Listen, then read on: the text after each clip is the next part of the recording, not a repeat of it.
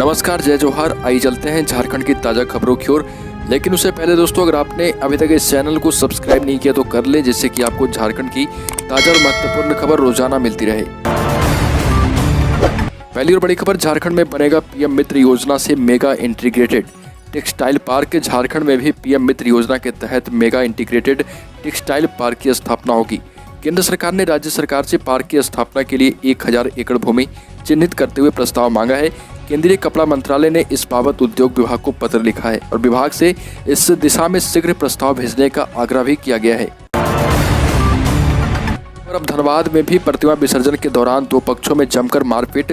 झारखंड में बीते 2 दिनों से प्रतिमा विसर्जन के दौरान मारपीट की घटना सामने आ रही।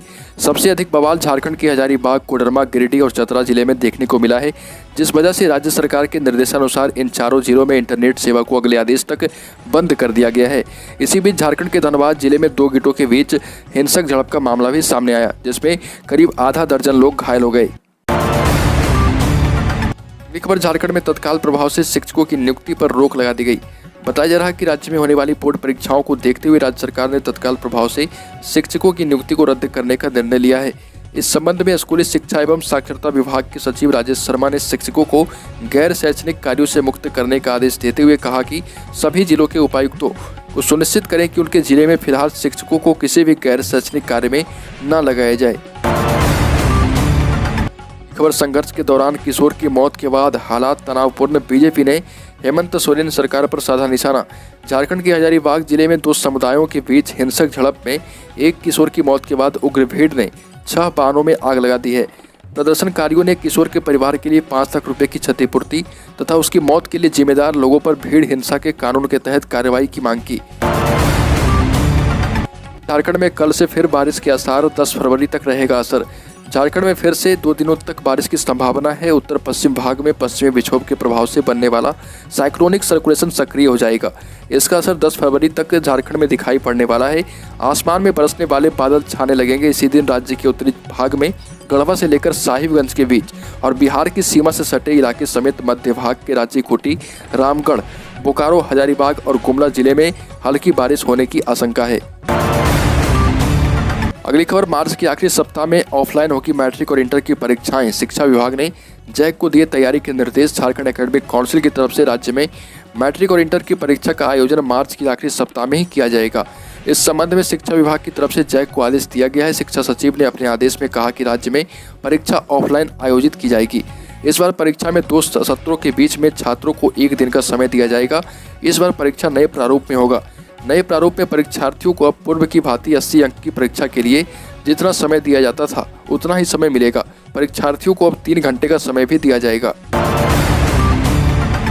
खबर, हजारीबाग के बरही में युवक की मौत के मामले में एफआईआर, 27 नामजद सहित 100 लोगों के खिलाफ केस किया गया दर्ज।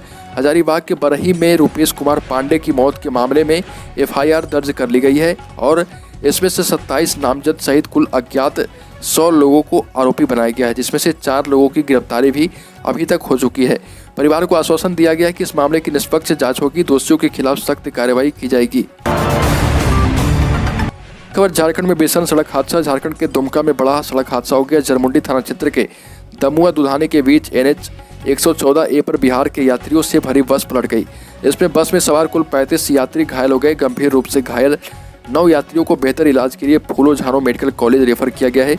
बताया जा रहा है कि पड़ोसी राज्य बिहार के नालंदा जिले के अस्थामा गांव के रहने वाले हैं ये सभी, और यह बाबा बासुकीनाथ की पूजा कर लौट रहे थे। खबर, झारखंड के लातेहार में 2 उग्रवादी गुटों में मुठभेड़।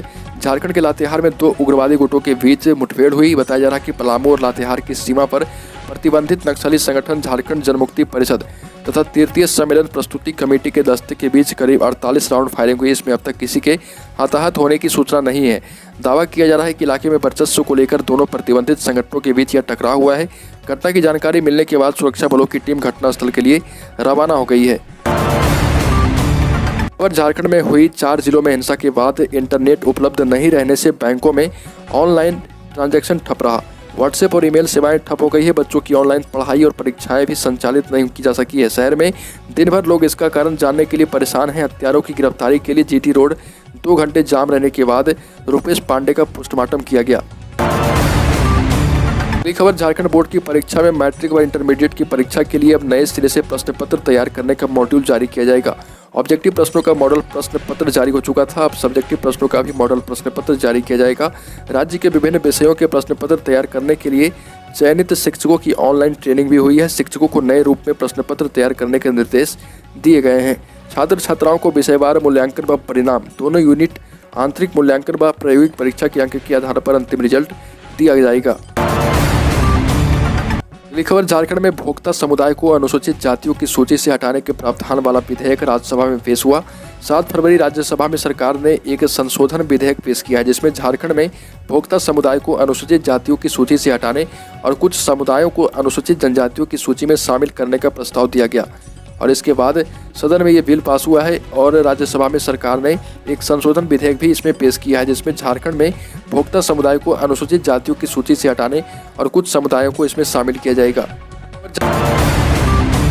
झारखंड की आदिवासी संस्कृति पर डॉक्यूमेंट्री बनाई जाएगी। जमैका टीम के द्वारा झारखंड की आदिवासी संस्कृति एवं परंपरा, प्राकृतिक सौंदर्य, महिला सशक्तिकरण, कृषि स्वयं सहायता समूह प्रणाली आदि पर आधारित डॉक्यूमेंट्री जमैका में दिखाई जाएगी।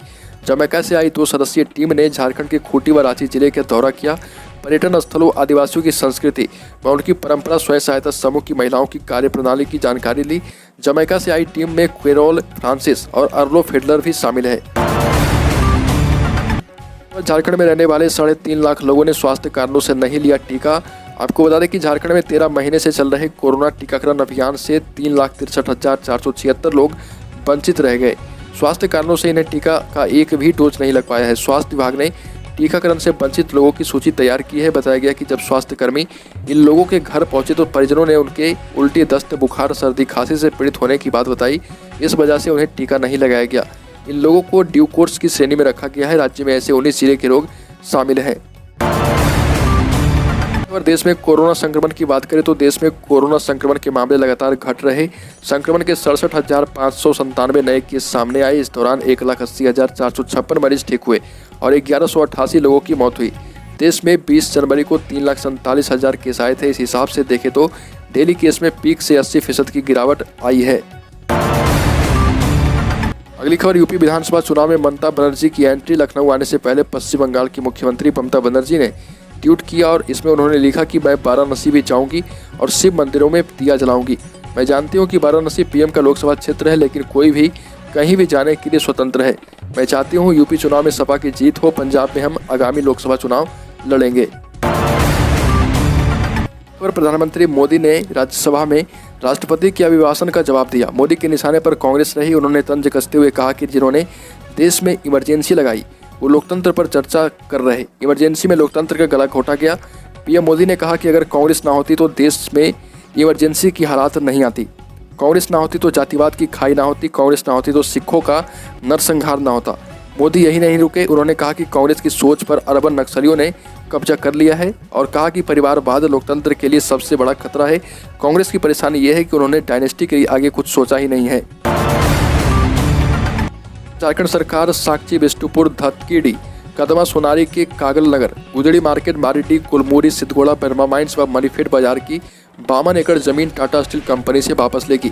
इस जमीन पर करीब 4,000 दुकानें हैं जिनसे कंपनी किराए के रूप में करोड़ों रुपए वसूलती है, लेकिन टाटा स्टील ने आज तक सरकार को इस जमीन के एवज में फूटी कौड़ी भी नहीं दी है। विश्वविद्यालय में पीजी सेकेंड सेमेस्टर की ऑनलाइन परीक्षा शुल्क का ट्रांजैक्शन हुआ फेल। रांची यूनिवर्सिटी प्रशासन ने कोरोना काल में छात्रों को सुविधा देने के लिए ऑनलाइन शुल्क जमा करने का सिस्टम डेवलप किया था ताकि छात्रों को शुल्क जमा करने के लिए विश्वविद्यालय मुख्यालय का चक्कर नहीं लगाना पड़े, लेकिन ऑनलाइन सिस्टम में भी छात्रों की मुश्किलें थमने का नाम नहीं ले रही। पीजी सेकेंड सेमेस्टर के दर्जनों छात्रों का परीक्षा शुल्क जमा करते समय ट्रांजैक्शन फेल कर गया है। उत्तर प्रदेश विधानसभा चुनाव की तारीख नजदीक आते ही नेताओं में बाहर तकरार तेज हो गई। सार्वजनिक मंचों के साथ साथ सोशल मीडिया पर एक दूसरे के खिलाफ तीखे तंज किए जा रहे। रात ऐसे ही एक तकरार उत्तर प्रदेश के मुख्यमंत्री योगी आदित्यनाथ और दिल्ली के मुख्यमंत्री अरविंद केजरीवाल के बीच देखने को मिली। दिल्ली के सीएम ने लोकसभा में प्रवासी मजदूरों पर पीएम मोदी के बयान को झूठा बताया था, जिसके बाद दोनों नेताओं ने एक दूसरे को निशाने पर ले लिया। योगी आदित्यनाथ ने सोशल मीडिया के पोस्ट के जरिए केजरीवाल पर तंज कसते हुए कहा कि सुनो केजरीवाल, जब पूरी मानवता कोरोना की पीड़ा से करा रही थी उस समय अपने यूपी के कामगारों को दिल्ली छोड़ने पर विवश किया। तो दोस्तों झारखंड की ताज़ा खबरों में अभी के लिए इतना ही। अगर आपने अब तक इस चैनल को सब्सक्राइब नहीं किया तो कर लें, जिससे कि आपको झारखंड की ताज़ा और महत्वपूर्ण खबर रोजाना मिलती रहे।